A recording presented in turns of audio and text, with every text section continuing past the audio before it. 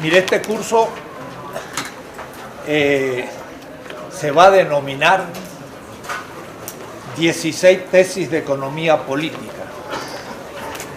Son las 16 clases del semestre, pero quedaron al fin 16. Ustedes saben que tengo otro trabajito que se llama 20 tesis de política. Y algunos dijeron: profesor, pues usted ha desplegado todo un marco teórico de la política, ¿y qué pasa ahora a la economía? Y sobre todo Marx había desplegado, como él dice, un sistema crítico de categorías como crítica de la economía política burguesa. Y en ese libro no aparece prácticamente sino algunas referencias. Entonces ahora viene, diríamos, la economía política de Marx. Pero como también anuncia un poco Juan José, no es el Marx de siempre, ya tiene que ser el Marx del siglo XXI. Y por lo tanto, algunas tesis como muy sabidas, no sé, por ejemplo, que la categoría valor es propia del capitalismo, voy a tener que romper eso. La categoría de valor es tan antigua y antediluviana como el dinero, por ejemplo. Y también plusvalor, hubo ya hasta en la Mesopotamia. Hasta había capital, pero no capitalismo. Entonces habrá que pensar muchas cosas de una manera más no eurocéntrica, universal, descolonizada. Entonces estoy bastante optimista en que va a haber cosas nuevas. Pero al mismo tiempo voy a hacer una síntesis, no puedo decir síntesis, voy a hacer una relectura de los otros 3 tomos que ya están supuestos. Primero, la producción teórica de Marx, el comentario de los Grundrisse. Está en siglo XXI, nueva edición, más bonita que las antiguas, de esta manera. Cuesta 110 pesos, 120 pesos, está barato. Y donde se hizo un comentario, línea por línea, de los Grundrisse. Entonces fue la primera redacción del Capital. Lo supongo. Voy a decir que el que quiera estudiar a fondo, y más si son de ciencia económica, pues sería bueno que se metieran a leer el trabajo, porque ese segundo comentario de los Grundrisse que existe. El primero es uno en alemán y el segundo este. Y ahora que apareció en francés, 25 años después de la publicación española, dice el año pasado la traducción francesa: una novedad en el pensamiento francés. En el pensamiento francés. De Althusser, de Badiou, de todos los que ustedes quieran franceses. El primer comentario escrito en francés de los Grundrisse, y es una traducción del librito. El segundo tomo es Hacia un Marx desconocido. Es la segunda redacción del Capital. Marx del año 1861 al 63, 2 años intensos, casi 3, escribe 6 tomazos, o mejor dicho, se publican hace poco, por primera vez, los 6 tomos de los manuscritos del 61-63. Pues mi comentario, hecho aquí, en la UNAM, en un largo seminario de 1984 al 88, trabajamos 20 semestres estas cosas aquí, 20 semestres. Pues se acaba de traducir al inglés y es el primer comentario a los manuscritos del 61-63 que existe en cualquier lengua. Digo esto para que sepan que cuando en el 88 se publicó era una novedad mundial, pero no fue muy leído en México porque todavía el marxismo estaba a un nivel bajo.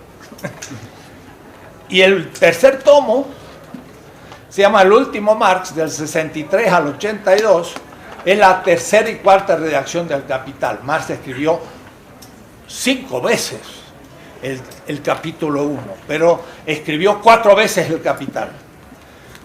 Y del 63 al 65 escribió los 3 tomos, 1, 2, 3. Lo único que el primero se perdió, pero el segundo se ha publicado hace poco y el tercero hace 3 años. Manuscrito del año 1864-65. Cuando hice el comentario, no estaba publicado en alemán. Hubo que ver los inéditos en el archivo Marx de Sloterdijk, en Holanda, Ámsterdam. El primer comentario a la tercera y cuarta redacción del Capital, que ya salió en italiano, iba a salir en inglés, en fin. Una nueva manera de ver Marx de una manera microscópica, leyéndolo línea por línea en el tiempo, arqueológicamente, mes por mes. Eso ya está hecho y el que quiera, póngase a estudiar en serio. Este curso ya no es eso.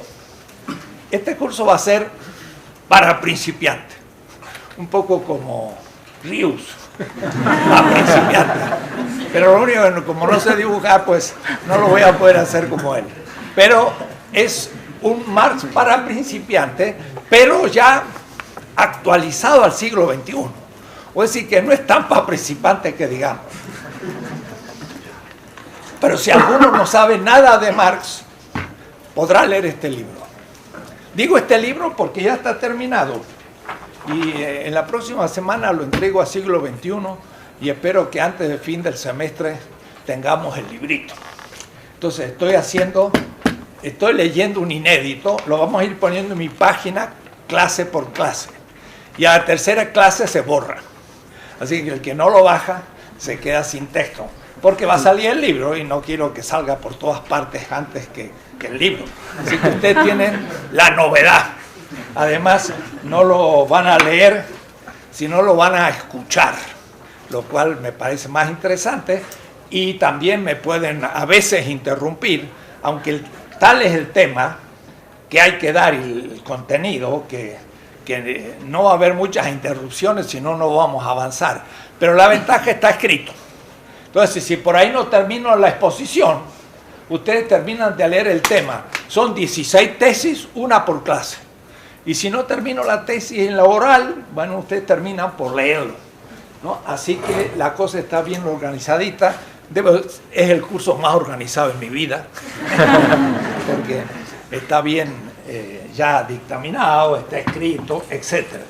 Entonces, por ahí voy a empezar leyendo y explicando un poco, porque palabras preliminares. Son 2 páginas o 3, me va a llevar unos minutos irlo leyendo. Al avanzar en los últimos 30 años, investigaciones de filosofía económica. O sea, los alumnos de ciencia económica son economistas, deben saber que esto va a ser filosofía. Marx era filósofo en sentido estricto y era economista en sentido estricto. Fue las 2 cosas, lo cual hace que en realidad para entender bien a Marx hay que ser economista y filósofo en serio. Pero casi siempre andamos con un pie, pero no con los dos. Entonces los filósofos descubrimos muchas cosas que el economista no descubre. Y el economista descubre cosas que al filósofo se le hace más difícil, más matemática, más conceptos. Entonces, esto va a ser sobre todo filosófico. ¿Por qué? Lo practiqué hace como 2 años y vinieron algunos estudiantes de ciencias económicas, la maestría y el doctorado. Y debo decir que en los trabajos finales, los que estaban en la maestría en ciencia económica entendieron los conceptos filosóficos de Marx mejor que los filósofos, porque tenían economía. En cambio, los filósofos que no saben nada de economía, les cuesta más entrar a la categorización de Marx. Yo voy a hacer, sin embargo, una interpretación filosófica de la economía. Va a ser una filosofía económica, Como hay filosofía del arte o filosofía de la acción humana ética, esta va a ser una filosofía de la economía, pero en base a Marx, como crítica del capitalismo, y cuando ya no nos pueda ayudar, porque ha pasado tiempo, del 82, yo pensaba, yo nací apenas 50 años después de la muerte de Marx, y en cambio ahora ya vamos a cumplir, no sé, un siglo y medio, lo cual significa que estoy viejo. Pero yo decía, pues pocos años habían pasado de la muerte de Marx cuando yo nací, 50 añitos, era muy poco, ahora ya son más tiempo. Marx vio lo que pudo ver hasta 1882, pero lo que pasó después, que es muchísimo, y sobre todo en el siglo XXI, pues no lo puedo ver. Pero voy a mostrar cómo sus categorías puedan ser usadas aún para la situación actual. Entonces, al avanzar en los últimos 30 años, en esta facultad entonces hicimos 20 seminarios de Marx en los 80, y son ya casi 30 años, o 20 y tantos. En nuestras investigaciones filosóficas económicas, realizadas al filo de un comentario de las 4 redacciones del Capital de Marx, hemos ido madurando hipótesis que nos permiten ahora proponer algunos enunciados filosófico-económicos como contribución a los debates actuales. A los debates actuales, para mí, supone lo que se está discutiendo, pero aún en México. ¿Qué pasa con Holloway o con los zapatistas? ¿Qué pasa con Antonio Negri o con autores como Wallerstein? ¿Qué pasa con el pensamiento de descolonización epistemológica? Todos estos debates están incluidos en lo que yo voy a exponer. Estamos en 2013 y quizás esto no lo podía escribir en 2010. Y esta mañana mismo, leyendo La Jornada, empieza la crítica a la globalización. Se empieza a hablar de desglobalización. Mire cómo va rápido la cosa. Yo había pensado poner una tesis final sobre la globalización y no lo puse ya. Y si lo pusiera, ya empezaría a estar atrasado, porque ya se empieza a hablar que estamos en un proceso de desglobalización y retorno a un cierto proteccionismo nacionalista en Europa y en Estados Unidos. Y qué decir en Bolivia, Venezuela, y Brasil y lo que se llama el BRIC. Puede decir que las cosas pasan muy rápido y el filósofo debe estar atento a lo que está pasando, no a lo que pasó hace un siglo, lo que pasó el año pasado, y hay que pensarlo.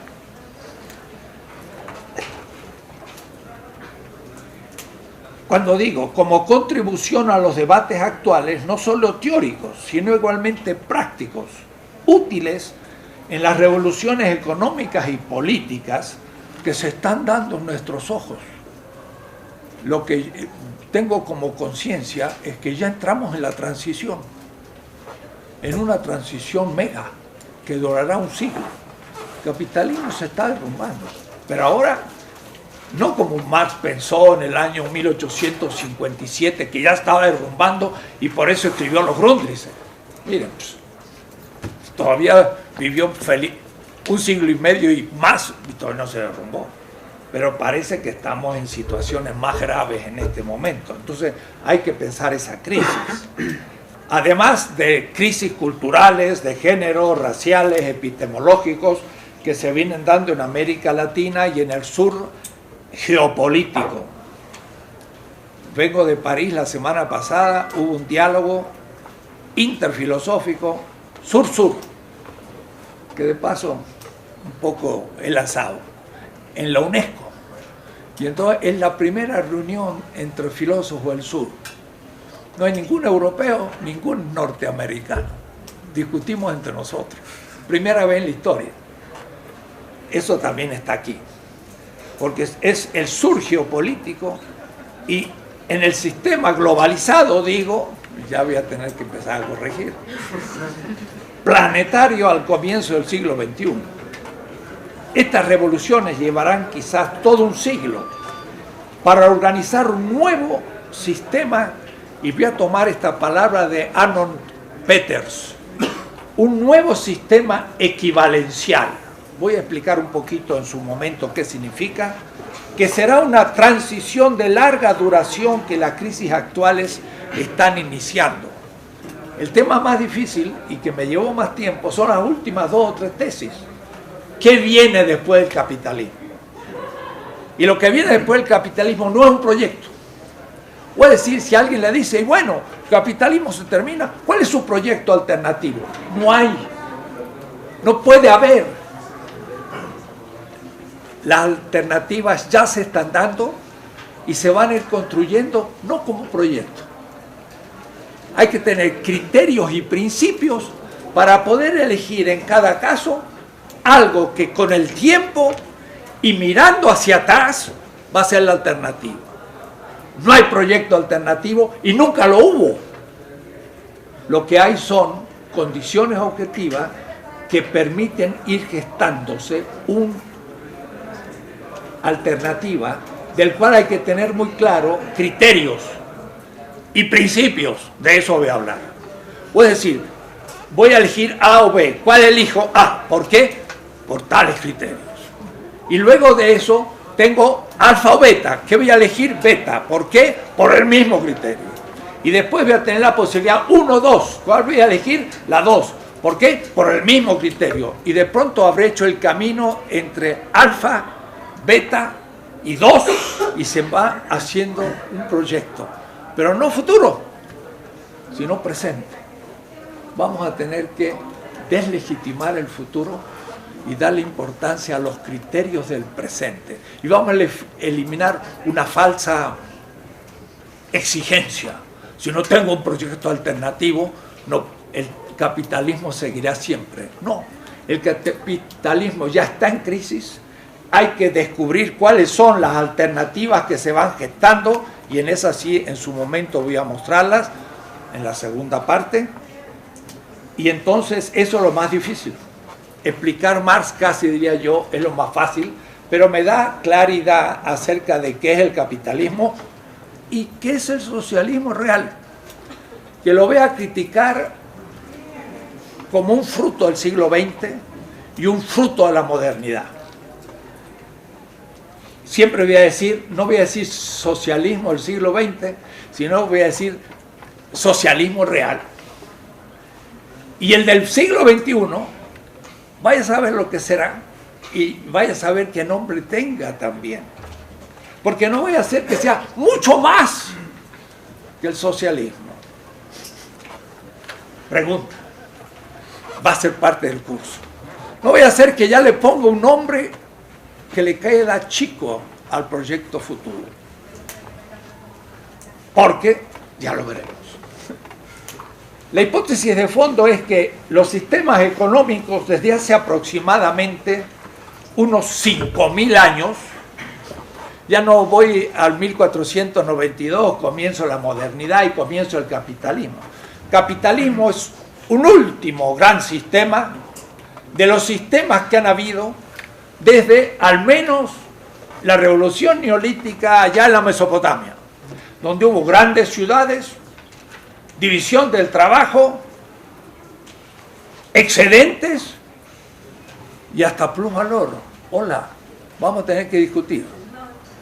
¿El plusvalor nació con el capitalismo o pudo haber plusvalor hace 5.000 años? Hay un texto semita que dice: el que no paga justo salario derrama sangre. Estuvo escrito 200 años antes de la era común, hace 2200 años. La sangre es la vida para los semitas. El que no paga justo salario mata. Lo que pasa es que el valor es objetivación de vida. Entonces, el que no paga justo salario se traga la vida objetivada del otro en el valor que no se le paga como salario. En ese texto simbólico ya está el plusvalor, hace 2200 años.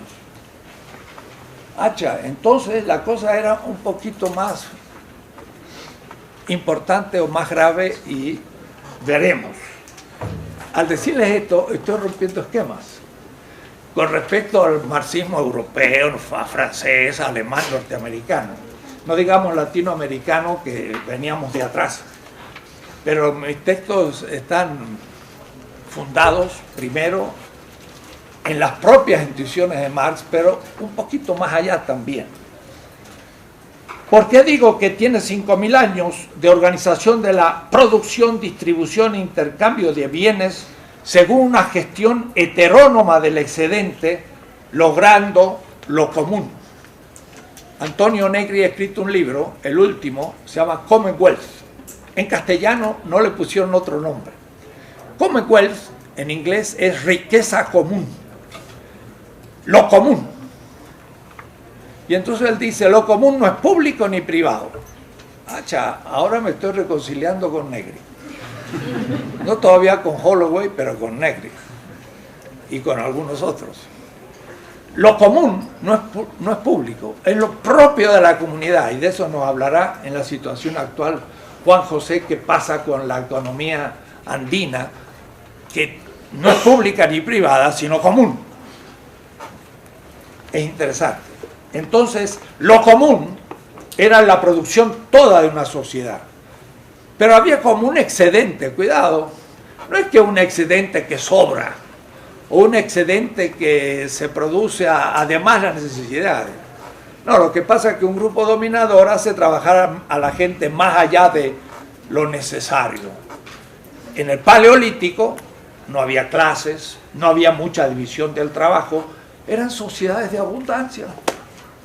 Trabajaban 5 o 6 horas y después se dedicaban al culto y a la belleza y a 1000 cosas, como los indígenas en el Amazonas. Ellos ni trabajan de sol a sol. Antes que se ponga el sol ya empiezan a descansar y a celebrar. Nosotros no trabajamos tampoco de sol a sol. Trabajamos de luz eléctrica a luz eléctrica. Puede decir que cuando ya se puso el sol seguimos trabajando y cuando no ha salido ya nos empezamos a trabajar. Así que ni de sol a sol, sino de noche a noche. Entre ellos descansan antes que se ponga el sol. En el Paleolítico eran, comillas, muy primitivos, pero no tenían excedentes porque se los consumían entre ellos y en cierta manera era un paraíso. Hay trabajos muy interesantes sobre el Paleolítico. Estoy hablando entonces del Neolítico, que al surgir las ciudades, surgen las clases, se produce un excedente y un grupo gestiona el excedente. El plusvalor va a ser el excedente del capitalismo. Va a ser un tipo muy particular de excedente, pero el más invisible de todos los existentes.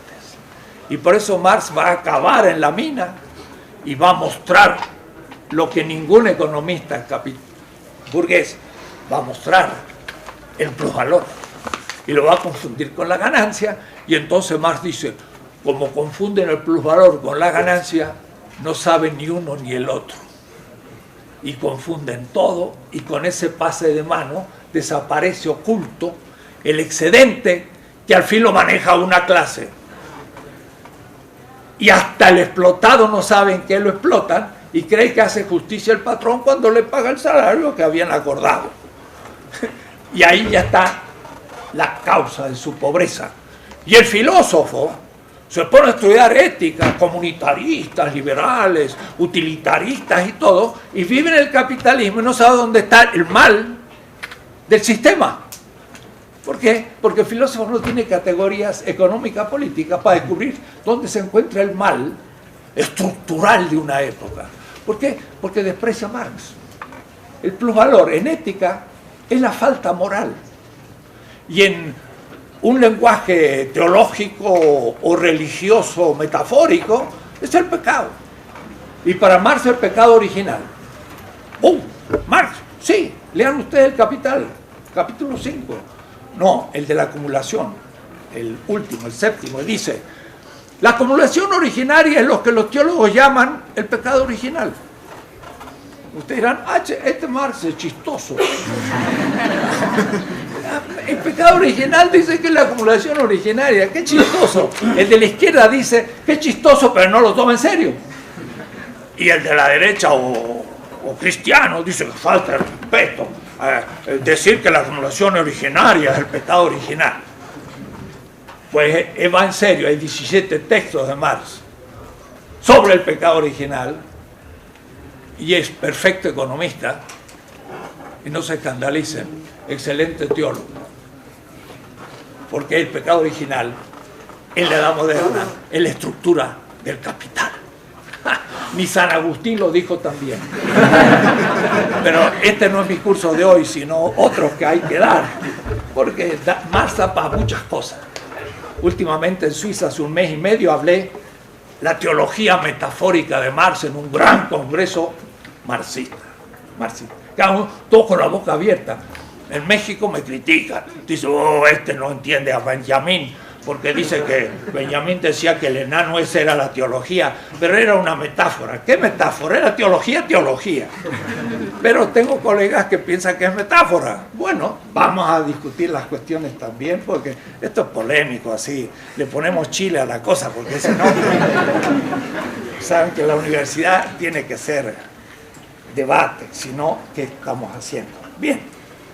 Antes de esa época hubo sistemas equivalenciales llamados a veces primitivos, que lograron comunitariamente cierta abundancia de autoproducción y consumo. Estamos finalizando el largo proceso del neolítico que en el comienzo del siglo XXI, como revolución de largo plazo, porque nos estamos transformando en el Homo urbanus. Hace 5.000 años empezaron las ciudades, todos eran agrícolas, ni siquiera, sino que eran cazadores, plantadores, recolectores de raíces, 99% de la humanidad. Y unas pequeñas ciudades surgieron en la Mesopotamia y en algunos puntos de la tierra hace 5 o 6.000 años. Hoy, más de la mitad de la humanidad ya vive en ciudades, pero al decir hoy es casi 4 o 5 años. Llegamos justo al 50% de la humanidad y aceleradamente en 30 años, 40, el 90% de la humanidad va a estar en las ciudades.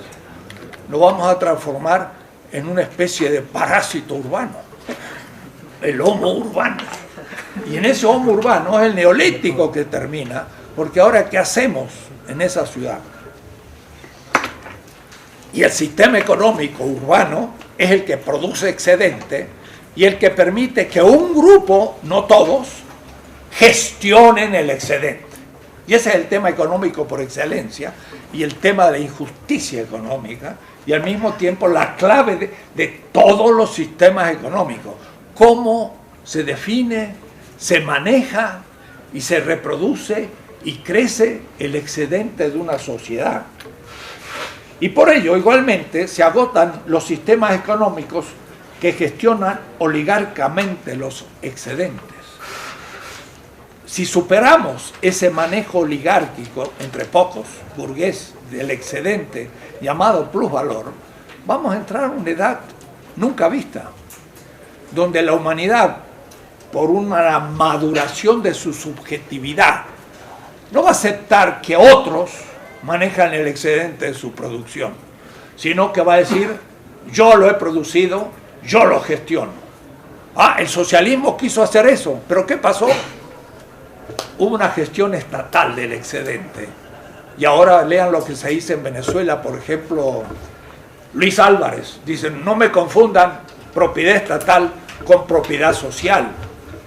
La Unión Soviética tenía propiedad estatal, pero no había gestión social ni propiedad social. Era otro tipo de usurpación del excedente.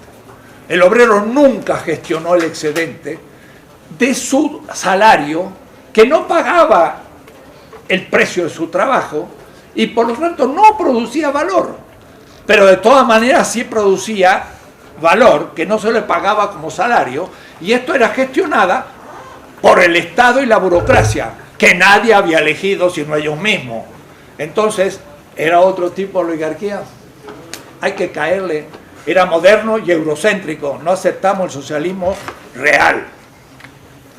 Y Marx sería el primero en criticarlo. Y les puedo después describir, si ustedes quieren, cómo sería la crítica de Marx al socialismo real. Lo haremos en el camino, porque no se ha hecho. No hay un libro bien hecho sobre crítica marxista del socialismo real. Parece una contradicción, pero no hay ninguna contradicción. El marxismo no es el socialismo real, no es el marxismo-leninismo y muchas cosas inventadas, sino que es una cosa más estricta y más precisa. Estas tesis de economía política son correlativas a las ya publicadas en Política. Se trata entonces de mostrar metódicamente cómo se desarrolla un sistema de categorías no ya de la política, sino de la economía política. La tesis tradicional era: la economía es la infraestructura y hay una supraestructura que es la política y la ideología. Entonces era la economía abajo, la política y la ideología. Estas eran las tres instancias, sobre todo de Althusser. Me acuerdo una discusión con el profesor Hauck, que durante 30 años ya se ha jubilado, aunque es más joven que yo, porque en Alemania se jubilan a los 65 años, y aquí terminamos de dar clases con los tenis por delante. Entonces, todos los profesores que son profesores, en Berlín o en Harvard o en todos lados, le digo: compañero, usted todavía es joven y no se ha enterado. Yo soy más viejo que todos. Bueno, por la situación mexicana, de que los profesores no tienen buena jubilación y se acabó. Bien, le dije a Hauck, que enseñó en Berlín 30 años marxismo: infra y supraestructura no es una categoría de Marx. ¿Cómo? ¿Dónde aparece? Aparece ahí en el prólogo del Subkritik del año 59, 3 líneas, que para mí fue una especie de congraciarse con Engels, que todavía no le ayudaba mucho tampoco económicamente, pero era buen amigo. En todo el Capital, 4 redacciones, que son como 10.000 páginas, no tiene una página sobre la suprainfraestructura. Si fuera una cosa importante, lo hubiera puesto en la primera línea. Más, Engels dice: la última instancia del este Instanz en la interpretación materialista de la historia es la vida y la vida inmediata. ¿Cómo? ¿No es la economía? No. ¿La producción? Tampoco. ¿Qué? La vida humana. Entonces, ese esquemita se viene abajo. No es marxista, de Marx. Es el marxismo-leninismo, que es una ideología productivista de dominación. Porque en nombre de esa ideología productivista no aumentaba la tasa de ganancia, aumentaba la tasa de producción. Planes quinquenales. Se producía más. ¿Quién dirigía esa gestión? La burocracia. ¿Quién lo había elegido? Ellos mismos. Y después se consumía, no se podía consumir. Claro, estábamos en guerra, había que proteger la revolución, y no se consumía, y se vino abajo todo el tinglado. Porque la gente dijo: yo quiero comer una banana, un plátano. Y cuando las DDR rompieron el muro, no dijeron viva la libertad, sino quiero comer un plátano. Dirán, qué tipo más materialista, ¿no? No habían consumido, porque siempre se postergaba para la próxima generación. Era una ideología productivista, ya vamos a verla muy despacio. Moderna, estamos en lo transmoderno. Eurocéntrico, estamos en el descolonización epistemológica. Es brava la cosa. Entonces,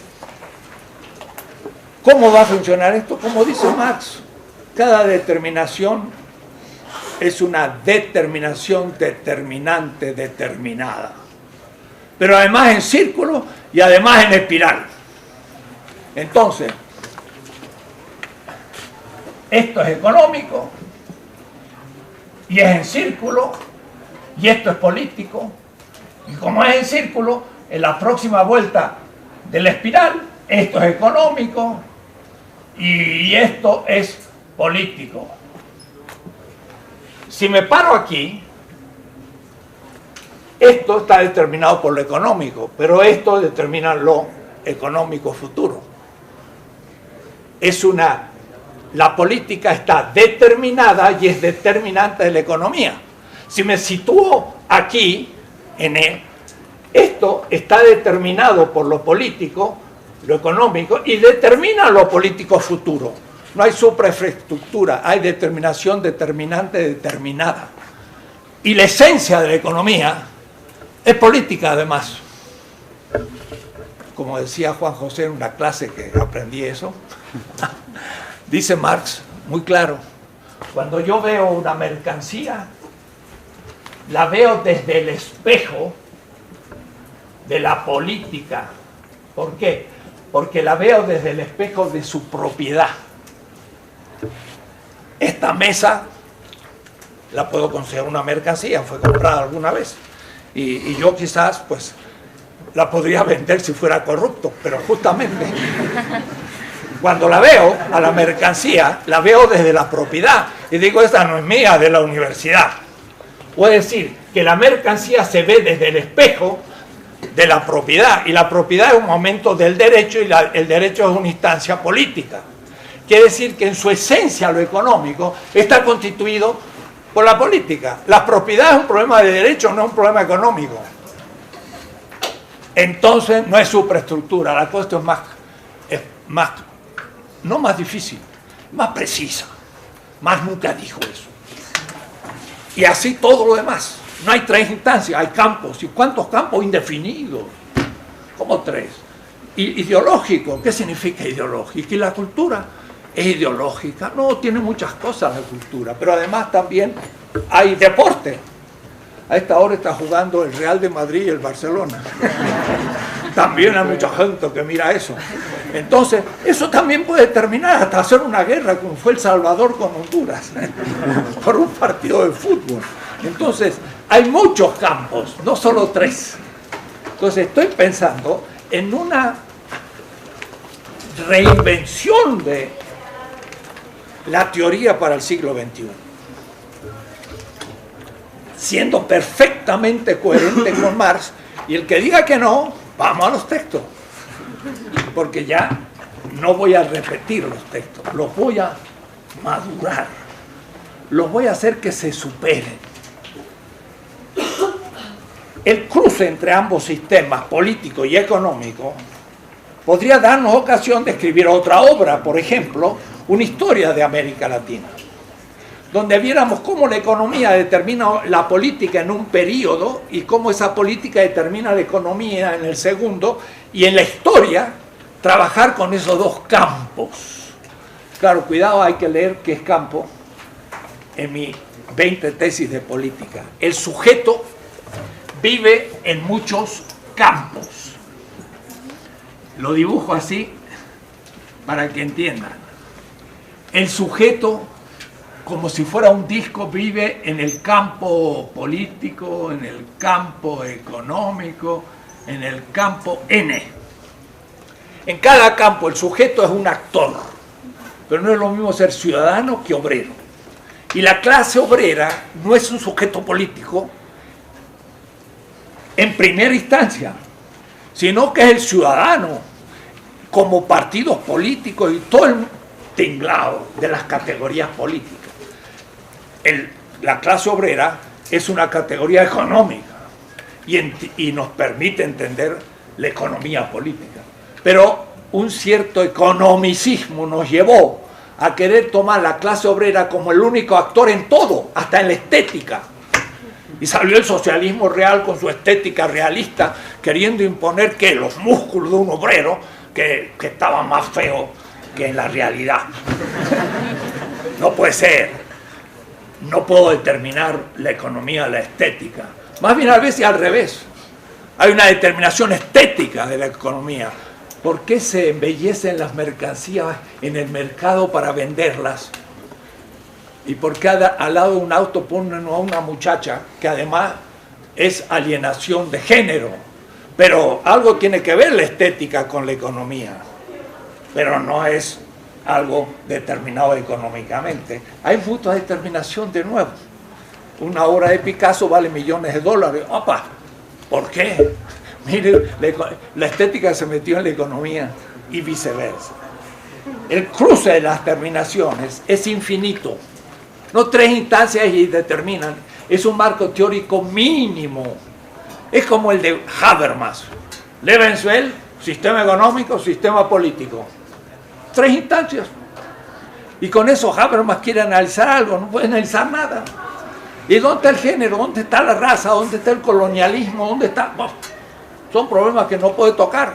Y entonces, claro, no toca casi nada, lo que simplemente puede tocar por ese estrecho marco teórico categorial. A eso le pasaba al marxismo, quería sacar todo de la manga de economía, no puede. Pero sí puede determinar todos los campos, porque todos los campos determinan todos los campos, no por la economía sola, sino todos. El cruce puede efectuarse con otros campos y sistemas prácticos, y considerando la cultura como otro campo, no la ideología, también la cultura, tiene teorías y tiene ideologías, pero también tiene metáforas religiosas y cultos. Y entonces también puede haber determinación religiosa. Claro, todos los sistemas ante el capitalismo fueron justificados religiosamente en cuanto al manejo del excedente. ¿Por qué? Porque se veía. El siervo de la glef, de la espada medieval, le entregaba el diezmo al señor feudal y se veía el carro de trigo donde llegaba el tributo. No puede decir que no existía el excedente, pero se lo daba para que lo protegiera, para que lo protegiera al campesino siendo guerrero contra los otros señores feudales, y porque Dios quería. Entonces la religión justificaba, pero cuando el excedente se hizo invisible, ya no hubo necesidad de justificarlo. Y entonces se produce la secularización. ¿Qué milagro? Pues no hay ningún milagro. No necesitó ahora justificarse, porque nadie lo veía, ni el obrero. Y ahí va la intención política de Marx. Si el obrero descubre que es alienado en un excedente invisible, entonces va a decir, devuélvanme lo robado, y se arma el lío. Toma conciencia política, no solo económica. Porque el robo es un problema de justicia, y la justicia tiene que ver con el derecho, y entonces es un problema de distribución, y entra entonces la política y el Estado y muchas cosas, que no es solo económico. Así, cada categoría de un campo, clase, no es lo mismo que ciudadano, o sistema, sería sin embargo una condición condicionada, condicionante, de otra manera, una determinación determinada, determinante. Esto es la vocabulario de Marx en los Grundrisse, explícitamente, de Bedingung, de Bedingtheit. Bedingung es condición condicionada, condicionante. Se cierra así un círculo, o mejor un círculo de círculos, una espiral dialéctica, que ya había propuesto Hegel, pero que Marx retoma en este punto. Como en las obras anteriores, va dirigida nuevamente esta, yo digo, a los jóvenes, es decir, a los que se inician. El que no sepa nada de Marx puede tomar esta obra. Y el que sabe mucho podrá tomarla para criticarla. Y de paso me hace llegar las críticas para que mejoremos. A los que se inician en la tarea económica y filosófica, en la vida productiva o en la reflexión teórica acerca de ellos. Son tesis muy apretaditas. Puede decir, a veces van a ocupar 6 páginas. Podrían ser un tomo, pero lo sintetizo al máximo. Intento no usar una palabra de más. Y lo hago, por supuesto, escribiendo, pensando. No hay demasiadas consultas de bibliografía, es síntesis. Los enunciados son simples, tesis, propuestas categoriales, que forman un marco teórico que permite pensar temas concretos. Son categorías. Es difícil, ¿eh? El tema de la categoría no es conocido. Al profesor Hauck está dirigiendo 8 tomos de un diccionario de Marx. Y le dije, hola, ¿qué tal si te escribo algún artículo? Bueno, dice, pero ya lo hemos distribuido. ¿Cuál querrías escribir? Yo digo, mira, el concepto más importante de Marx es el concepto de categoría. Alguien lo ha escrito, 8 tomos, 1000 conceptos de Marx. el concepto categoría estaba libre, me lo dio. Yo escribí el concepto categoría. Yo dije, ¿qué marxistas serán todos los del diccionario? Digo, pero usted escríbete otro. Bueno, el segundo concepto que genera todas las categorías es el trabajo vivo, Lebendige Arbeit. Seguro que alguien lo tomó, pero a ver, anda a mirar la lista. Nadie lo tomó. Entonces ya entré en duda del diccionario y le acepté escribir. Holloway, por ejemplo, dice que la categoría fundamental de Marx es trabajo abstracto y trabajo concreto. Falso. El trabajo vivo es el punto de partida. ¿Quién es? La corporalidad del trabajador. Y el trabajo objetivo, objetivado, trabajo muerto, valor. Y de ahí empieza todo. Jorge Veraza, un amigo, sin embargo, me dice, este Dussel, ¿qué está haciendo ahí hablando de la exterioridad y del trabajo vivo? Veraza todavía no se ha enterado lo que es una categoría. No sabe cómo trabaja Marx las categorías. Yo voy a hacer un juego de puras categorías, porque Marx dice, de lo que se trata es hacer la crítica de todo el sistema de las categorías de la economía política burguesa, y le cito el texto, claro que es del manuscrito 61-63, que no conoce casi ningún marxista, ni Engels le dio importancia, y Lucas tampoco, y todos los demás no lo han leído a ese manuscrito, porque se ha publicado hace poco. Marx dice, de lo que se trata es la crítica de todo el sistema de las categorías. Entonces, estas 16 tesis es un marco categorial, queridos economistas y filósofos. El filósofo que no sabe qué categorías usa en filosofía, no es filósofo, es un comentarista. Y ustedes tienen que armarse su marco teórico, categorial, propio. Y si no lo tienen, no son filósofos, son sucursaleros. Usan las categorías de otros, pero como no las han inventado, las usan siempre mal, aunque sean especialistas. Y yo también de Marx. Porque, por supuesto, si Marx estuviera aquí, haría otra cosa que yo. Entonces me diría, Enrique, me estás falsando. O no falsando, no sé, sino estás errando, no falsando. Y yo le dije, a ver, explícame un poco para entender mejor, es inevitable. Porque él creó un marco categorial propio. Y yo intento crear también el mío, pero es otro. Son tesis filosóficas, no solo económicas, pero no se limitarán al momento teórico filosófico de Marx o de otros economistas, ya que tendremos en cuenta algunas hipótesis nuevas que ya les estoy avanzando unas cuantas. El auxilio de los economistas nos es necesario a los filósofos, y he recurrido a ello, pero la narrativa es filosófica y no económica. Deben separarse claramente los niveles epistemológicos para evitar confusiones, pero luego hay que trabajarlos dialécticamente al mismo tiempo.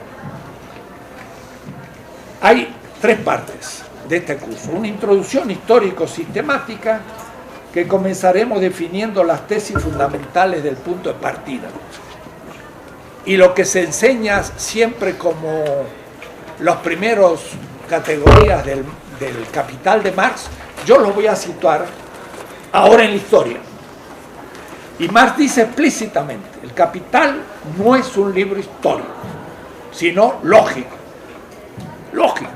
Claro, toma un objeto histórico que es el capital presente, pero hace la descripción lógica de las categorías.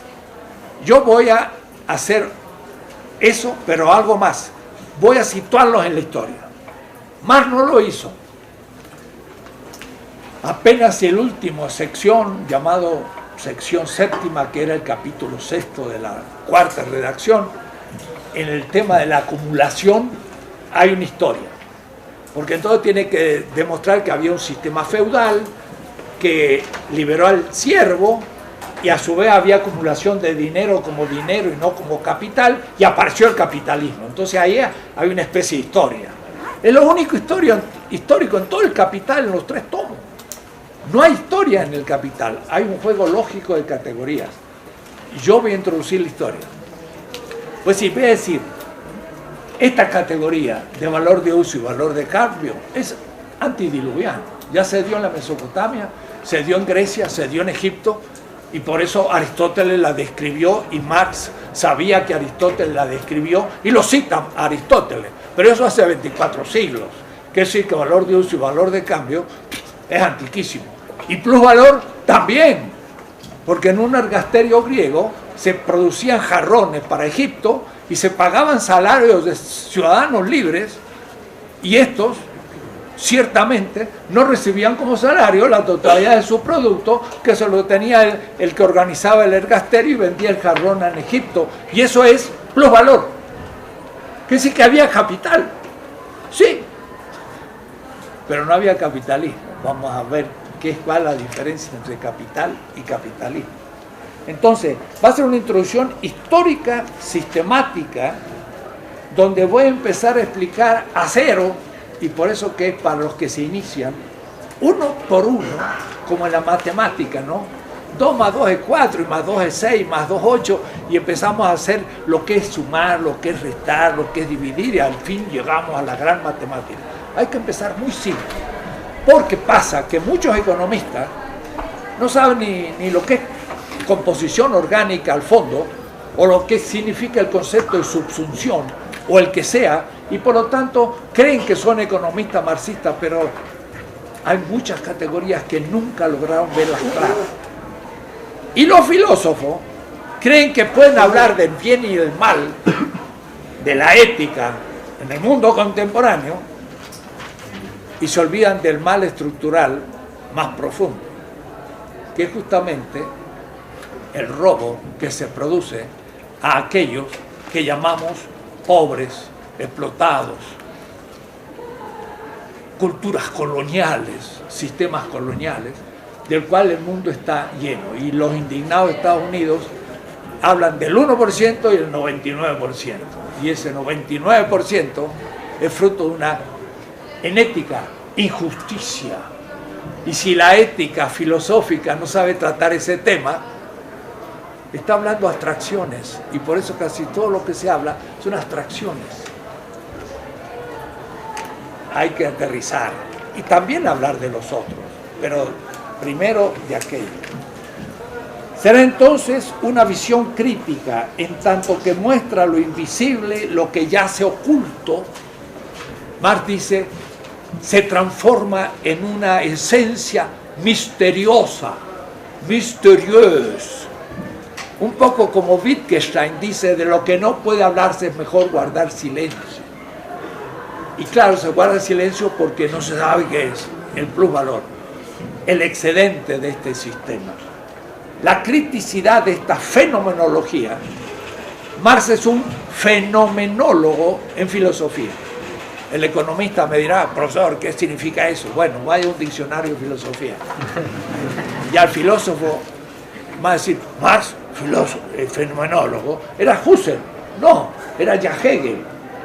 Y por eso Marx dice, en el mundo de las mercancías, que es el mundo en el sentido hegeliano, que es el mundo en el sentido heideggeriano, de la totalidad de sentido, aparece la mercancía, aparece la botella de agua en el kiosco que vende agua, aparece, viene de faino en griego, y en alemán scheinen, se muestra, pero se muestra lo que aparece en el mercado desde un horizonte que no está visto, que está detrás y oculto, que es la fábrica donde se produjo la botella y se metió agua, dicen que pura,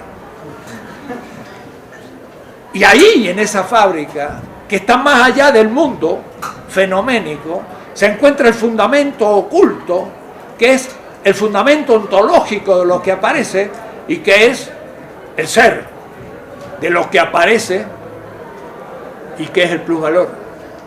Ahora, los economistas no saben lo que es la ontología, ni saben lo que es la fenomenología, ni saben lo que es el mundo, ni lo que está detrás del mundo, trascendental al mundo. Jorge Veraza tampoco se ha enterado. Y entonces, no saben lo que significa mostrarse. Y Marx dice, ¿de qué trata la economía política? Pasar del fenómeno a la esencia. Porque si la esencia se mostrara, pues no habría economía política crítica.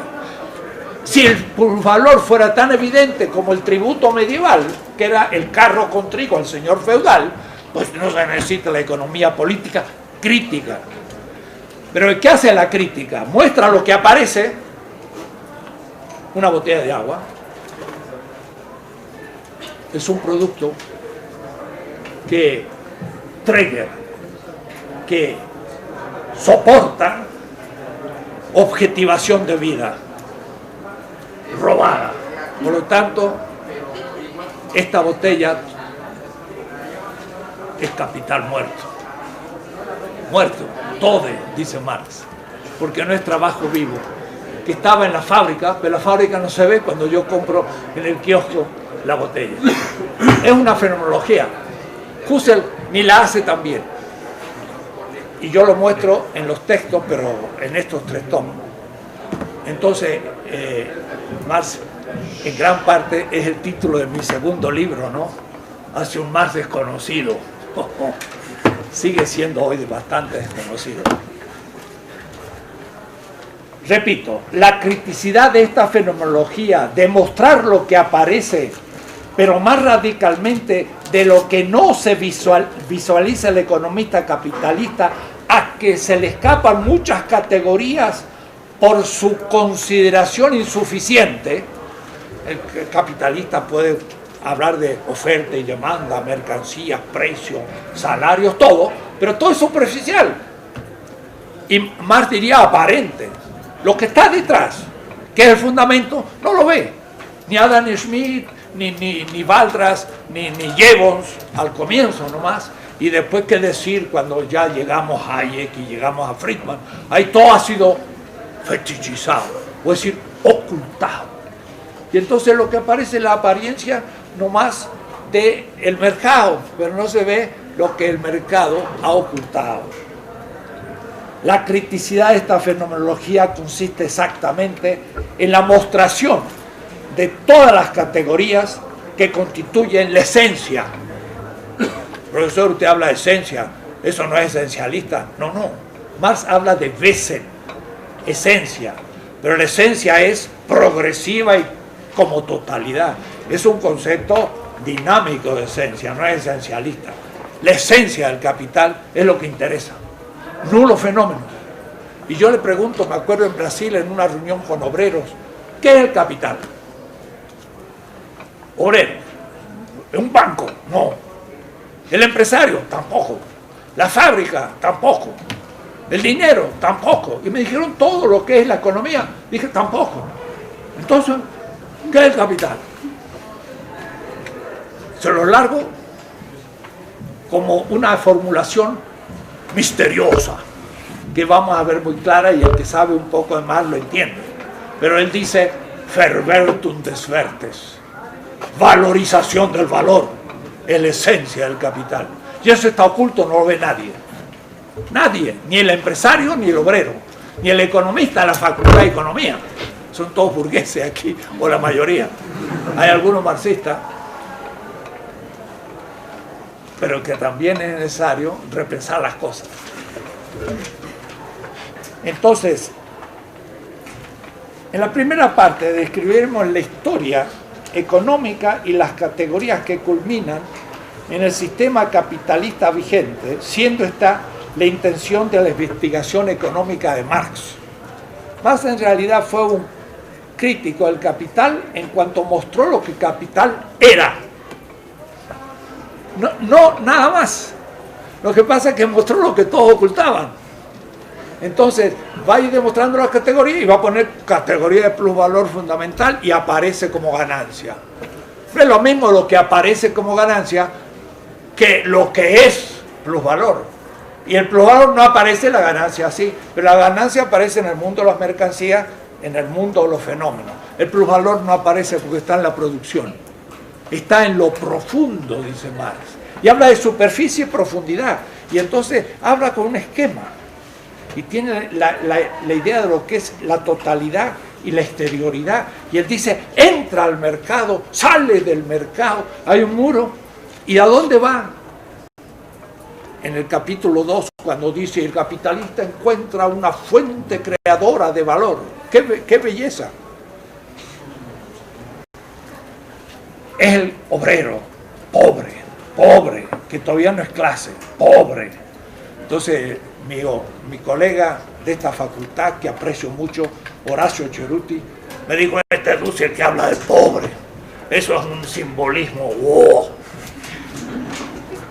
Marx habla del pobre, porque antes de ser clase, el pobre es el que debe vender su corporalidad. Y de la exterioridad entra al capital como trabajo asalariado. Pero no era clase. El campesino, o mejor, el indígena que llega al Distrito Federal, deja su campito, donde comía su maíz en la autoproducción y la autorreproducción, y viene a buscar trabajo porque ya no se puede. Entonces viene como ¿qué? Como un pobre, dice Marx. Absolute armut, pobreza absoluta, pauper ante festum. A este Marx le gustaba el latín además. Ante festum.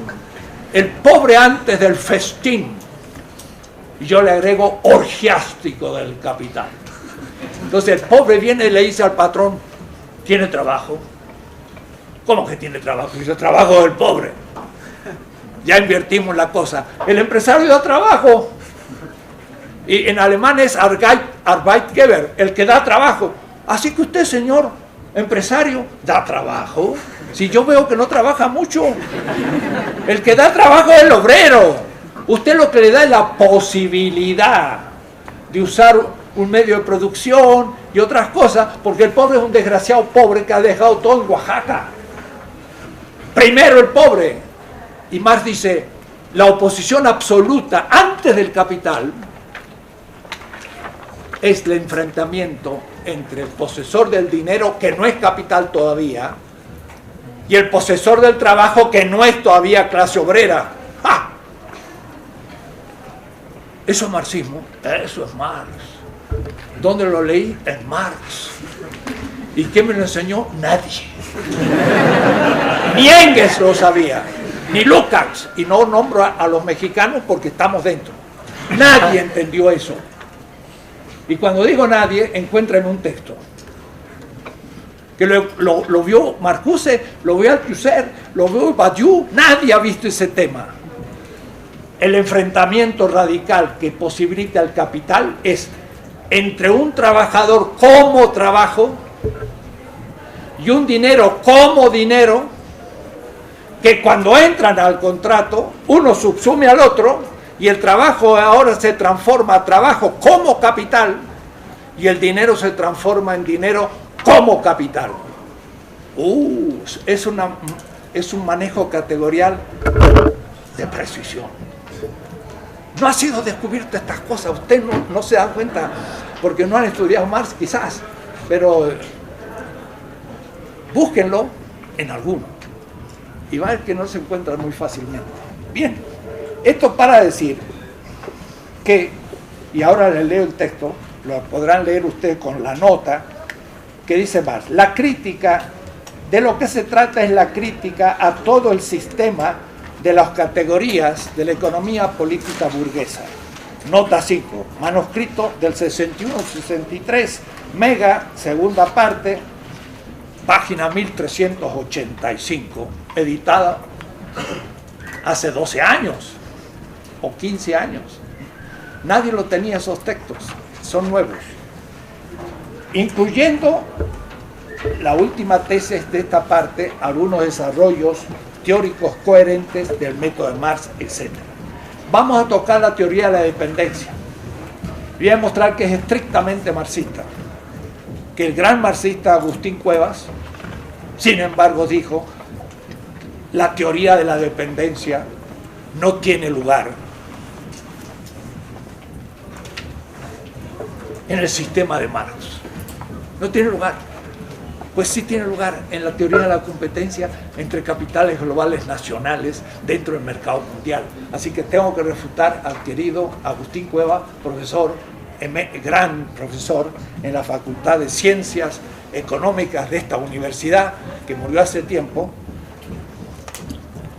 y que fue un gran historiador de la economía en América Latina, pero creyó que la teoría de dependencia es una teoría burguesa. Entonces yo me leí todo Marx para descubrir si era burguesa y descubrí que era marxista, pero de Marx. Lo voy a probar de nuevo, aunque es un larguísimo capítulo. Aquí en Hacia un mar desconocido, ahí sí que lo trato en 40 páginas, los manuscritos del 61-63 y el concepto de dependencia. Y ahí entonces trato a todos los teóricos del problema, europeos y latinoamericanos, y concluyo, a excepción de Bettelheim y algunos pocos, que no supieron lo que era la dependencia. La transferencia de plurivalor de un capital nacional menos desarrollado a un capital global más desarrollado. Y la palabra desarrollo creyeron que era burguesa, y es primero ontológicamente marxista, hegeliana primero, y estrictamente marxista. Él habla de Entwicklung Marx, y más desarrollado, mehr entwickelte, es un capital con más composición tecnológica. Vamos a ver lo que significa todo eso, y por eso que si la mesa esta es producida en México y Estados Unidos, teniendo ellos más tecnología, van a producir la mesa con menos valor. Y entonces, si se venden en el mismo mercado, nosotros perdemos, porque estamos vendiendo una mesa con más valor y por el precio medio estamos transfiriendo plusvalor a la otra empresa norteamericana. Estoy ya hablando como si ustedes hubieran hecho el curso. Y cuando termine el curso vamos a poder hablar bien complicaditamente marxista. Y quizás ya no nos entiendan otros, pero que estudien también. En la segunda parte intentaremos presentar hipotéticamente todo el tema de la posibilidad de ir configurando la alternativa futura al capitalismo hacia un sistema equivalencial donde haya una gestión comunitaria del excedente. Y entonces en eso realmente el caso de Bolivia nos interesa mucho. Ahí hay comunidades que estaban antes que el capitalismo, han atravesado 5 siglos y hoy tienen una revolución en Bolivia. Y tienen comunidad y tienen producción comunitaria. Puede decir que no es una ilusión, ni una ficción, ni una ilusión. Imaginémonos una asociación de hombres libres, dice Marx. No hay necesidad de imaginárselo en América Latina. Imaginémonos estar en Bolivia. Y ya no hay que pensar mucho en la fantasía. Y ese es el tema de la comunidad y la gestión comunitaria del excedente. Lo que pasa es que toda la humanidad va a eso. La gente ya no se va a tragar tan fácil que otro gestione el fruto de mi trabajo. Lo podía hacer cuando era invisible, pero cuando se muestre, y con las redes sociales y con todo, la gente no va a admitir más. Entonces, ¿qué voy a hacer? Voy a mostrar innúmero cantidad de casos donde se empieza a producir fuera de la empresa y fuera del mercado, y empieza a surgir un mundo más allá del capitalismo hoy. Entonces no hay que imaginar, hay que estudiar qué está pasando. Estamos en la transición. Para que se imaginen, en la Edad Media, entre los feudos, había unos lugares chiquitos, insignificantes, eran las ciudades, donde los siervos que se salvaban del feudo llegaban a las ciudades, y donde ahí había gente que se creía libre, eran los burgueses, burgo significa ciudad, eran los ciudadanos, y ellos trabajaban para los señores feudales. Por ejemplo, iban a hacer una cruzada, necesitaban 5.000 herraduras, entonces el metalurgo tenía que trabajar el hierro, y si no podía, agarraba a otro aprendiz. Ven que tengo que hacer 5.000 herraduras para el cruzado que se va a la Tierra Santa, y entonces el aprendiz era el primer asalariado. Y estamos en el siglo XII, y ahí surgió el capitalismo. Pero el señor feudal podía llegar a la ciudad y decir: ¿qué está pasando aquí? Le cortaron la cabeza a todos porque No tenía ni ejército para salvarse, el poder era feudal, tenían los caballos, los ejércitos. Y ese era un mundo insignificante, como una cooperativa que produce naranjadas aquí en México. O los vendedores ambulantes, que ya son más de 1 millón, que son en la exterioridad del capital, pero no ante capital, sino post. Y Marx dice que los desempleados son pauper post festum, son los pobres después de la fiesta. Los chuparon y luego desempleados. ¿Y ahora qué hace? ¿Se muere de hambre? No, empieza a patalear y a crear cosas nuevas. Ya están surgiendo. Como las ciudades feudales no tenían ninguna significación porque el feudalismo era muy poderoso. ¿Quién iba a decir que esas pequeñas ciudades hoy son Wall Street y dominan el mundo? Claro, 7 siglos después. Bueno, yo creo que antes de 7 siglos van a pasar las cosas, porque la historia es más acelerada. En mi vida ciertamente no lo voy a ver, y ustedes como van a vivir unos 60 años más, posiblemente ya vean mayor esa transición, pero tampoco un nuevo sistema, eso dura más tiempo. Entonces, pero hay que tener los ojos abiertos. Ese es el tema. Es decir, la humanidad va a querer gestionar el excedente de su propio trabajo. Y eso entonces Marx pensó el tema, pero lo vamos a leer al texto y van a ver ustedes cómo el socialismo real lo interpretó y cómo podemos hoy interpretarlo. Cuando dice, imaginémonos una sociedad de hombres libres que primero se ponen como comunidad y luego producen algo, pero lo que producen es social. Y lo van a hacer con autoconciencia y racionalmente planificado. Entonces, la planificación de Stalin, nada que ver, era del Estado, y Marx pensaba en la comunidad. No dice Collektivität, dice Gemeinschaft, comunidad. Entonces, las palabritas alemanes me ayudan, porque rompo las traducciones que tenemos, que casi siempre son ideológicamente marxistas-leninistas. Y por lo tanto no es Marx ya, sino una interpretación derivada.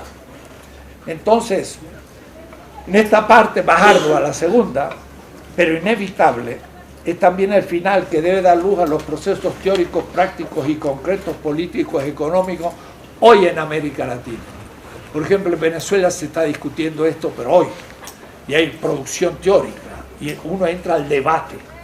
Jagua, que fue vicepresidente, que se opuso como gobernador en su provincia a Capriles, hoy quizás vicepresidente futuro, cuando se arregle Venezuela en un chavismo sin Chávez. Y yo a Chávez mismo le dije a 10 metros, el liderazgo perfecto es la disolución del liderazgo. Y entonces Chávez me dice, Enrique, está bueno lo que has dicho.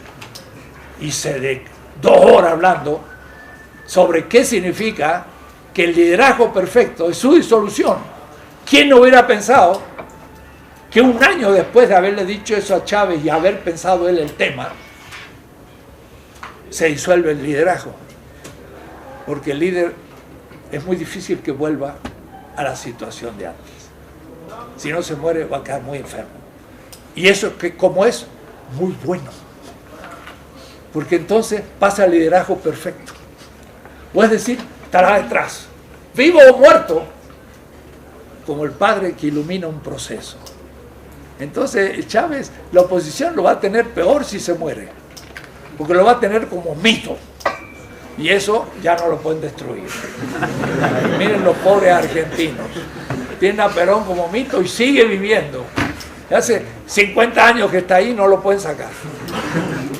Los mitos a veces son más fuertes que los líderes vivientes, como nuestro Cárdenas, que lo que pasa es que él supo retirarse y entonces creó un sistema. Problema, porque el sistema se fue corrompiendo. Quizás hubiera sido mejor otra cosa, pero la historia se escribe como se escribe, que no es anticipada. Bien, en este último caso, que es lo que vamos a pensar como presagios, se hace necesaria una crítica positiva que manifieste los principios que orienten la acción, como la brújula que permite al navegante abrirse paso en medio de la tormenta. Colón no sabía a dónde llegaba, tenía un presagio, pero tenía su brújula y dijo hacia el occidente, hacia el occidente. Pero por ahí llegaba al inmenso Pacífico y se hubiera hundido y se hubiese muerto. Pero sabía por lo menos que tenía una orientación y no volvía sobre sus pasos. Entonces, la crítica positiva se abre sabe el sentido de su acción, aunque no sabe el contenido que esa acción va a ir cumpliendo. Es como yo que tengo que llegar al 10º piso para ver todo un panorama, pero no lo puedo ver cuando estoy en la planta baja y no puedo imaginarlo. ¿Cómo se hace para ver lo que está en el dicto? Llegar al 10º piso, pero eso significa 10 momentos en el tiempo. Entonces subo al primer piso y veo cosas. ¡Oh! No lo pensaba. ¿Qué voy a ver en el segundo? No sé. Llego al segundo y veo. Pero yo sé cómo subir por la escalera. Entonces hay que tener criterios. Y esos son normas. Y esas normas son normativas, son éticas. Ética y economía.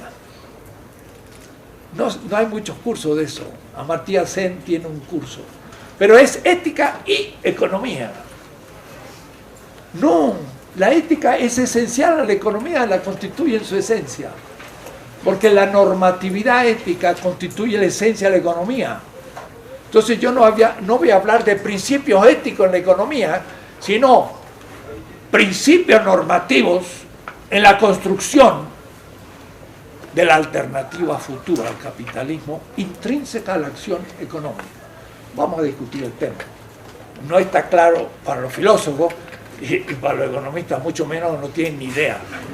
Porque ética, ¿qué tiene que ver con la economía? Además Hayek dice explícitamente, la ética nada tiene que ver con la economía, porque su economía es inmoral.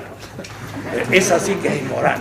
Y además tiene la economía burguesa una ética, pero intra ella, que es respetar la propiedad privada, respetar la competencia, tener la herencia, una cantidad de principios intracapitalistas.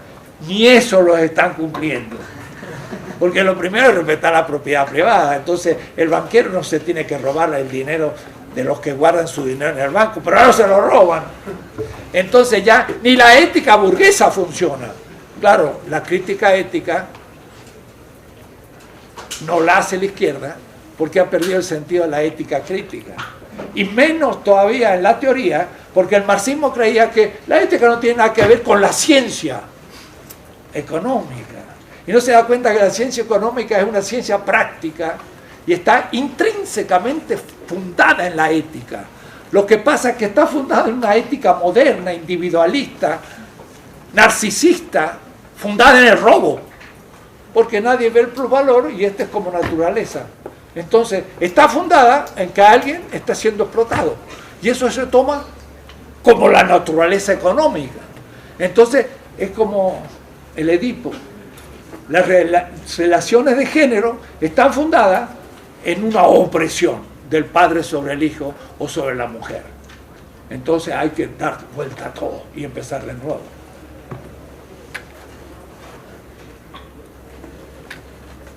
Esto era una introducción de 10 minutos. Aunque sea para empezar el tema. Introducción histórica sistemática. De pronto encontré en Antonio Negri, que no es un santo de devoción, pero empieza a serlo. No porque me hayan nombrado bastantes veces en su último libro. Y habla de la multitud de los pobres. Y además me cita en aquello de la confrontación del pobre con el dinero. Y empieza una página a describir el tema y dice, yo dije, pero este me agarró el tema, pero es honesto, me cita. Y dice, como dice fulano de tal. Entonces, el libro de Negri se presentó en Binghamton, en Estados Unidos, en un encuentro hace 2 años de Rethinking Marxism, repensar el marxismo, un encuentro de 2000 marxistas norteamericanos, que es un subproducto universitario, que no hacen cosquilla al sistema, pero ahí viven, como 2000. Son los congresos marxistas más grandes del mundo, en Estados Unidos. Y ahí me invitó Hart a presentar el libro ante el más grande congreso marxista. Yo digo, me han invitado a mí, ¿por qué será? Leí el libro, lo leí rápido y lo critiqué. Ahora lo leí despacio y entonces le escribo a Hart: perdóname, Hart, la verdad es que soy un irresponsable. Critiqué el libro leyéndolo rápidamente. Ahora que lo he leído en profundo, entiendo por qué me invitaron. Porque empezamos a coincidir con Negri y él me cita. Y mire, por eso que al comienzo de esta introducción voy a poner una cita de Negri. Pero además porque me aclara un tema que vengo trabajando y nadie me lo había escrito tan bien como Negri. Miren esto. En la distinción terminológica entre emancipación y liberación tiene aquí un valor crucial. Desde Habermas se dice el interés emancipatorio y la emancipación nacional y la emancipación. La palabra liberación se deja. Aunque es un ejército zapatista de liberación nacional y todos los movimientos políticos fueron sandinistas de liberación y en Algeria fueron de liberación, pero esa palabrita como que es demasiado urticante. Miren qué bien explica la diferencia y por qué yo tengo una filosofía de la liberación y no de la emancipación. Esta es una economía de la liberación. Es el capítulo de la economía en una filosofía latinoamericana de la liberación. Mientras que emancipación lucha por la libertad de la identidad, la libertad de ser quien verdaderamente ya eres, la liberación apunta a la libertad de la autodeterminación y autotransformación, la libertad de determinar lo que nunca fuiste y puedes devenir. Se emancipa el hijo del padre. Esa es la palabra propia, la emancipación del hijo. El hijo ya es libre por naturaleza en la burguesía, si es hijo de un burgués, pero no ha llegado a la madurez. Quiere decir que la emancipación le permite a alguien afirmar su identidad. En cambio, la liberación no es del hijo, es del esclavo, que no es libre. Y cuando se libera, no afirma la esclavitud, sino afirma un nuevo estado de la humanidad, ser libre. Se lo leo de nuevo. Mientras que la emancipación lucha por la libertad de la identidad, la libertad de ser quien verdaderamente ya eres, la liberación apunta a la libertad de la autodeterminación y la autotransformación, la libertad de determinar lo que nunca fuiste y puedes devenir. Una economía de la liberación no es liberar a alguien, o mejor, como dice, no es afirmar a alguien lo que ya es, sino que es llegar a ser lo que no fue antes. Y en el caso nuestro, que somos un ser colonial, ser realmente centro, universal, la humanidad entera, y no ser explotados, sino ser en la igualdad. Entonces, yo explico, se emancipa el hijo para ser como su padre, la identidad, para llegar a ser lo que ya fue. Se libera al esclavo para ser en un nuevo mundo en el que nunca estuvo. Estos son el horizonte de interpretación. Entonces hay una pequeña introducción que salto. Tesis 1. Voy a volver la próxima porque ya me quedan 20 minutos. Pero esta tesis se puede explicar cada una en 5 minutos. O en un semestre. O hacer un instituto de investigación toda la vida. Son temas infinitos. Pero si ustedes lo tienen claro, yo se lo explico a mi tía. que no sabe nada de economía ni pasó la escuela primaria. Esto lo entiende todo el mundo. Y lo que voy a explicar lo entiende un ama de casa analfabeta. Solamente con un poquito de pizarrón, no nombrando autores y simplificando el lenguaje. Pero lo entiende todo el mundo, no es complejo. Claro, cuando uno enfrenta al capital, le decía a Engels, por favor, escribe algo popular, algo que llegue a la gente. Y Marx le decía, no te preocupes, va a salir bien popular.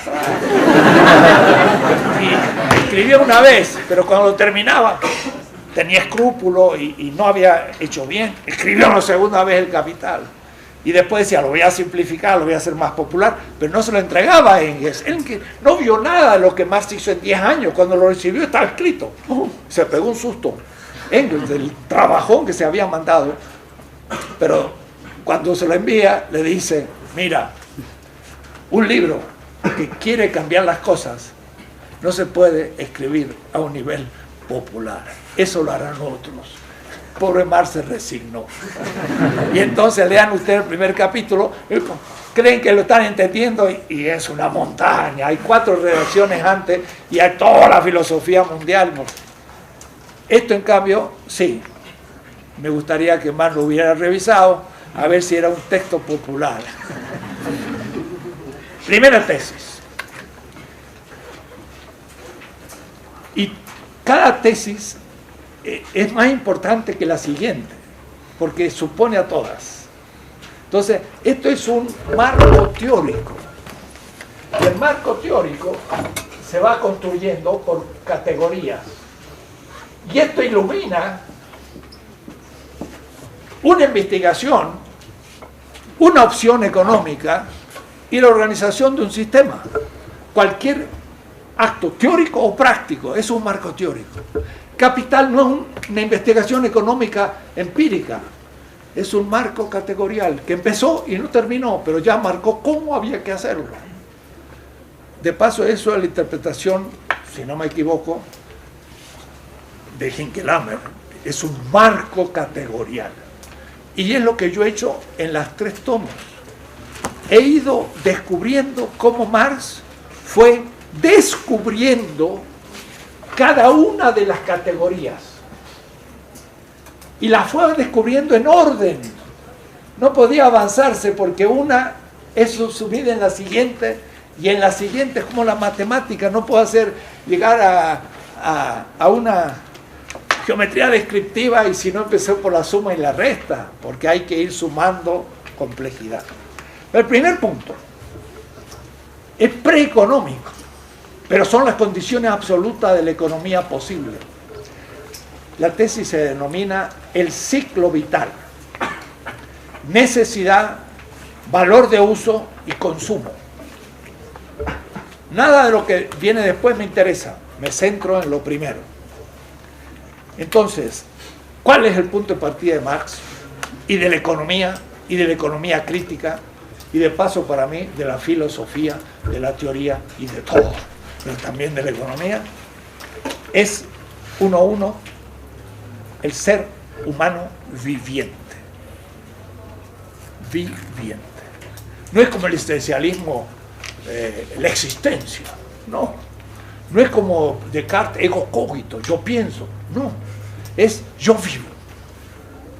Y en mi ética cito a Ebussi Bulaga, un gran pensador de Zaire o el Congo, que dice: yo pienso, luego existe, es el crimen contra el yo dance, yo bailo, luego yo vivo.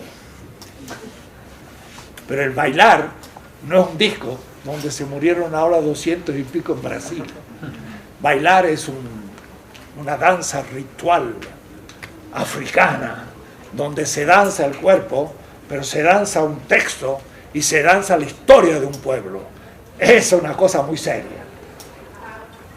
Pero dice, yo danzo, o es decir, uso mi cuerpo y mi cultura y mi historia y mi memoria y todo. ¿Y qué es lo que saco como conclusión? Yo vivo. Y yo vivo es mucho más que yo existo. Porque una piedra podríamos decir que es real, pero no es viva. Un árbol ya es vivo y ya se asemeja mucho a mí. Si el árbol no tiene agua, se muere. Y si yo no tomo agua, también me muero, me deshidrato.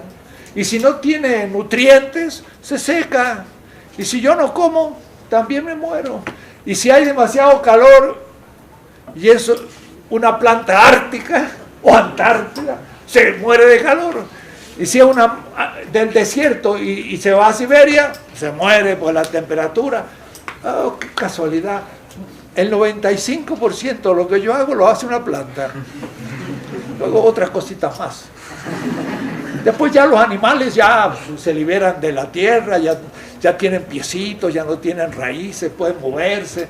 Por eso la alegría de los niños que están ahí en la cunita y después de pronto gatean. ¡Ay, qué bueno! Ya son animales, no son vegetales. La lógica de la vida es misteriosa, diría Marx, como el plusvalor. Entonces no puedo ocupar demasiado tiempo a hablar de la dignidad absoluta de la vida. La vida es el criterio último, primero ético de todas las éticas y el criterio último de la economía y de todas las economías. La vida. Pero la vida evoluciona y llega a los primates, hace 80 millones, y hace 4 millones había un Homo habilis, que ya era un primer ser humano, y después, hace 150.000 años, un Homo sapiens, que son poquitos, casi todos no son tan sapiens, pero ahí está, como decía uno, ¿tiene usted 10 hijos? Sí, tengo 10 hijos, y todos vivos. Dice, unos vivos y otros tontos, pero tontos. Entonces, si uno pregunta, ¿todo inteligente? Bueno, no inteligente tanto, pero son un Homo sapiens de todas maneras. Pero se ocupan bastante en corromperse. Bueno, el Homo sapiens, como todos los vivientes, tiene una lógica. Y Marx le explicó en el manuscrito del 44. Marx hizo una descripción teórica del ser humano, no como alma-cuerpo, sino como una carne con necesidades. Una visión semita de la existencia. Semita. Osiris, un dios egipcio, de la resurrección, de la carne, no del cuerpo ni del alma, le pregunta al muerto, ¿qué hiciste bueno para merecer la resurrección? Es un mito, pero es un mito que indica una ética. Y el muerto le dice, di de comer al hambriento, di de beber al sediento, di de vestir al desnudo y una barca al peregrino. Y Osiris dijo, bravo, y lo resucita. ¿Usted cree que algún griego, indoeuropeo, hindú, persa, medo, germánico o griego o romano puso esos criterios éticos? Dar de comer al hambriento. Lean todo Aristóteles, Platón. ¿Y dónde van a encontrar eso? En ningún lado. La perfección es la contemplación. La filosofía.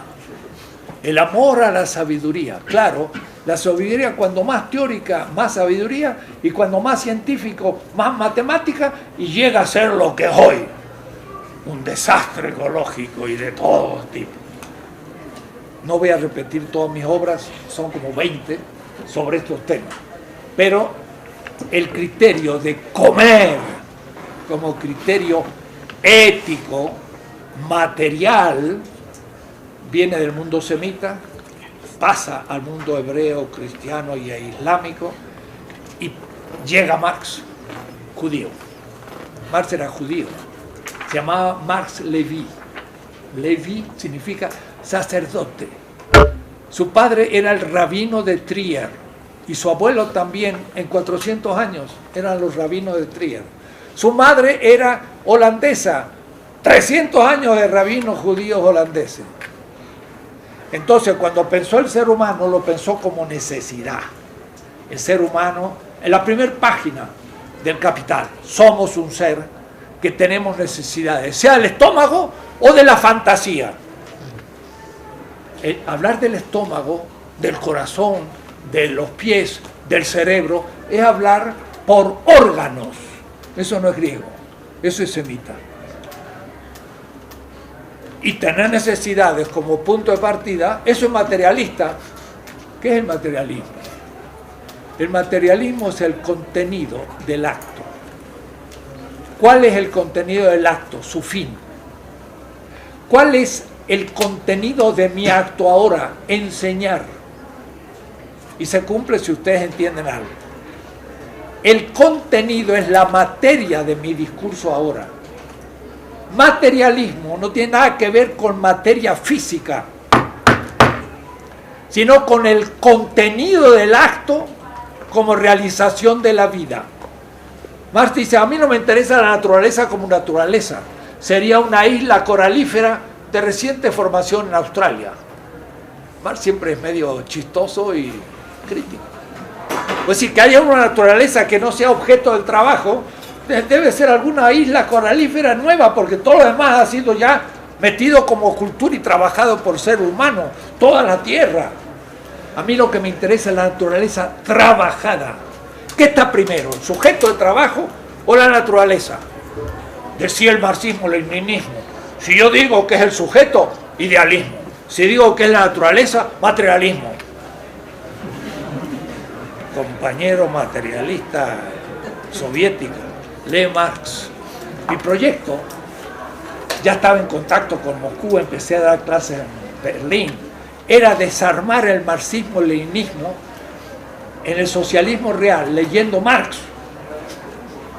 Marx no fue editado completamente, el 60% de Marx está inédito. ¿Por qué no lo editaron? Porque era peligroso. Y valía menos que un avión a reacción publicar todo Marx. Pero si publicaban todo Marx, se venía abajo el socialismo real. Mas nunca dijo que la naturaleza era el punto de partida, dijo que era el sujeto de trabajo. Y la materia de trabajo es la naturaleza, pero no hay materia sin sujeto, porque la naturaleza no puede ser materia de trabajo si no hay trabajo. O es decir, sin el ser humano no hay materia de trabajo. Los insectos no trabajan, se asemejan. Las abejas se asemejan y los mayas imitan la organización de las abejas. Las pirámides mayas de 8 niveles son un panal de 8 niveles de las abejas, pero las abejas no trabajan producen instintivamente, el ser humano trabaja. Entonces, ¿qué es en última instancia la materia del materialismo? El contenido de todos los actos, la vida humana. Dice Engels, la última instancia en la interpretación materialista de la historia es la vida y la vida inmediata. De Lebens und de unmittelbar Lebens.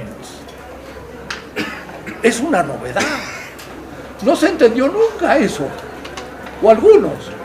Y por eso que no se entendió el punto de partida de todo. Somos sujetos de necesidades.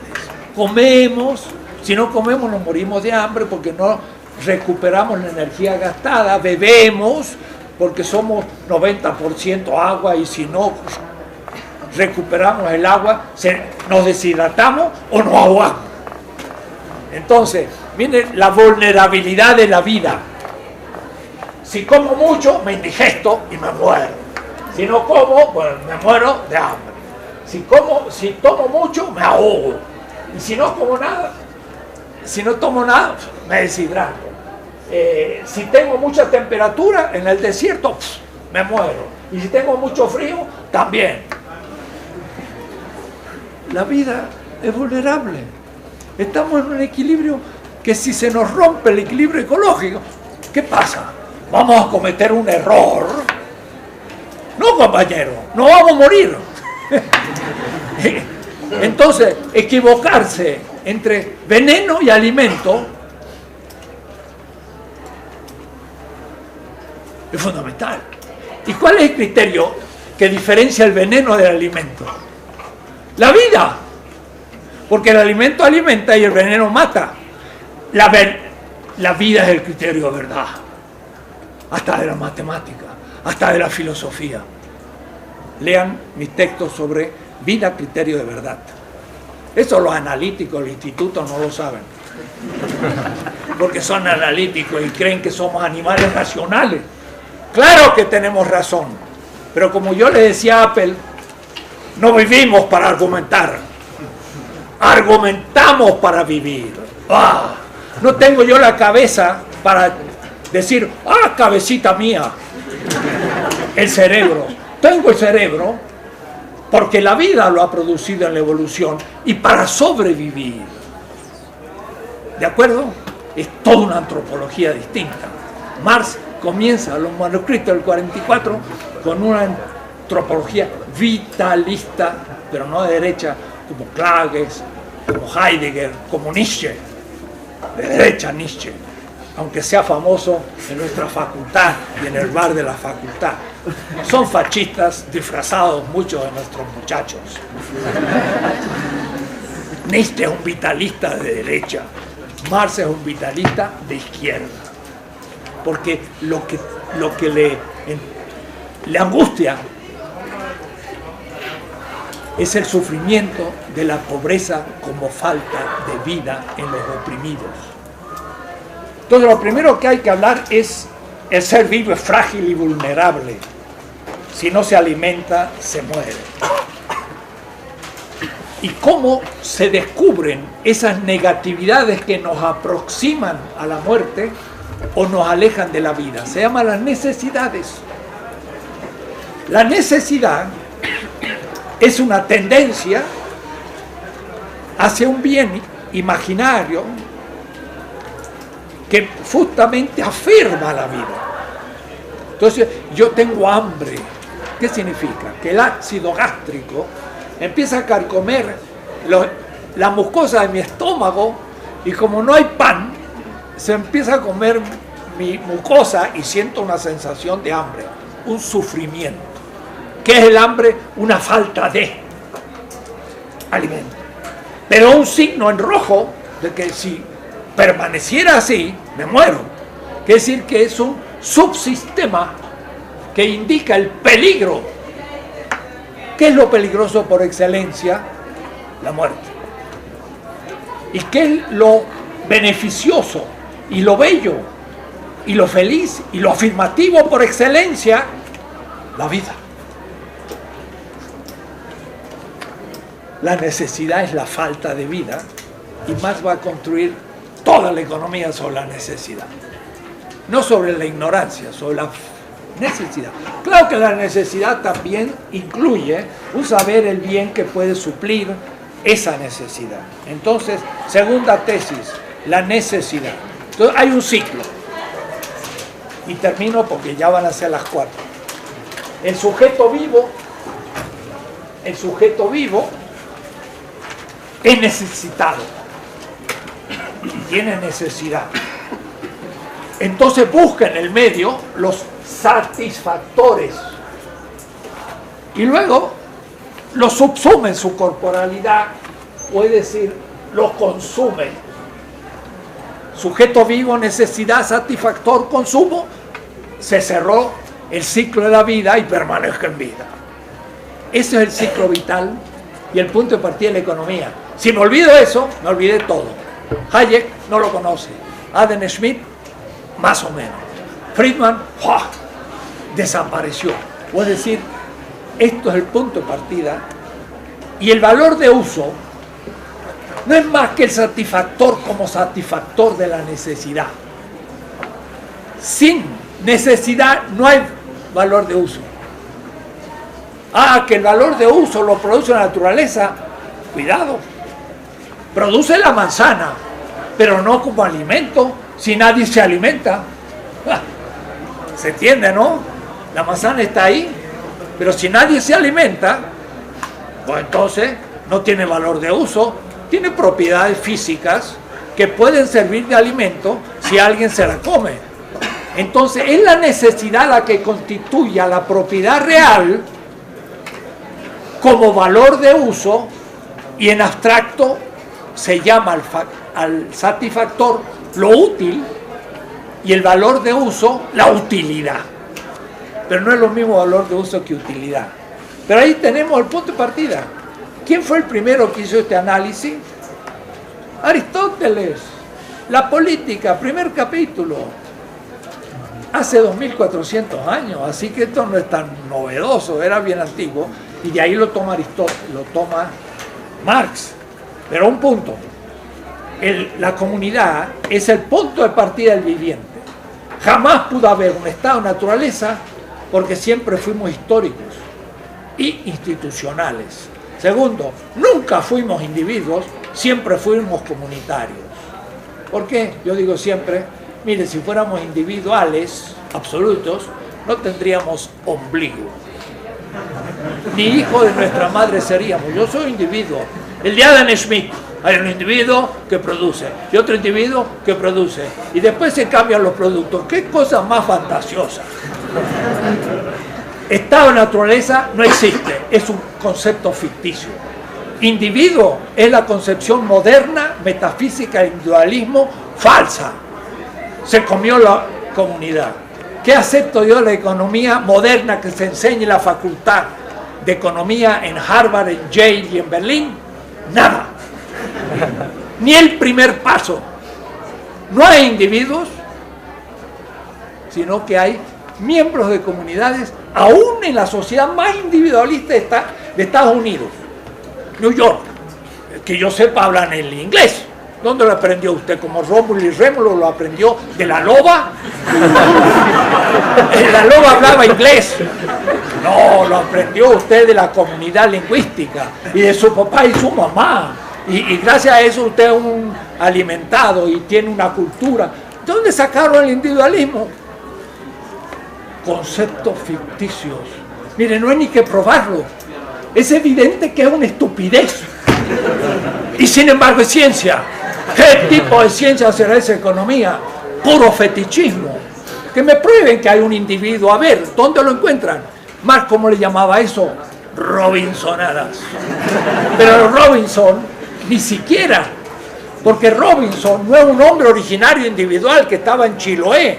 Era un hombre perdido comunitario, porque hablaba, escribía, tenía instrumentos y hasta dio a jueves. Puedo decir que ni siquiera son robinsonadas, son estupideces. Seguimos. Esto está en mi página, así que mañana o esta noche pueden leer clase 1.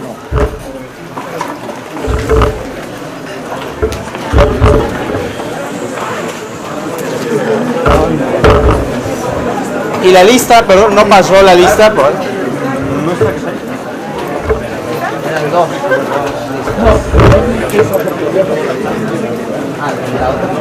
No.